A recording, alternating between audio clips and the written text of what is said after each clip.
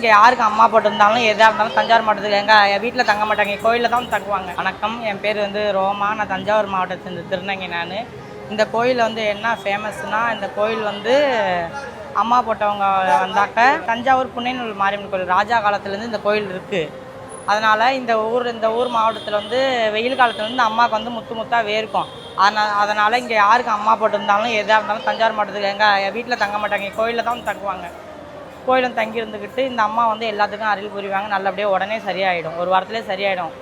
அதனால் இங்கே கல்யாணம் ஆகாதவங்களுக்கு கல்யாணம், குழந்த பிறக்காதவங்களுக்கு குழந்த, எல்லா வாரத்தையும் இந்த அம்மாவுக்கு தராங்க. அதனால் எல்லாருக்கும் இங்கே தான் கல்யாணம் நடக்கும். அந்த குழந்த பிறக்கணும்னு வேண்டிட்டு வரவங்களும் எல்லாத்துக்கும் இங்கே தான் கல்யாணம் வளைகாப்பு போடுவாங்க. இங்கே தான் கல்யாணம் ஆகும். கல்யாணம் ஆகணும்னு வேண்டிக்கிட்டு வரவங்களுக்கு இங்கே தான் மாலை மாற்றி விடுவாங்க. உடனே கல்யாணம் ஆகிடும். 3 மாதத்தில் கல்யாணம் ஆகிடும்.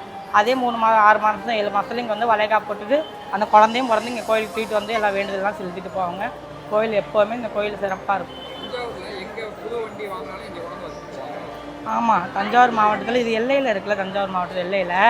அதனால் எந்த புது வண்டி வாங்கினாலுமே இங்கே தான் கொண்டு வச்சு பூஜை போட்டு போவாங்க. அதேமாதிரி தஞ்சாவூரில் சுற்று வரது எந்த அம்மன் கோயிலில் இருக்கோ, எந்த கோயிலில் பால் குடம் எடுத்தாலும் நேராக இங்கே தான் வரும் பால் குடம்.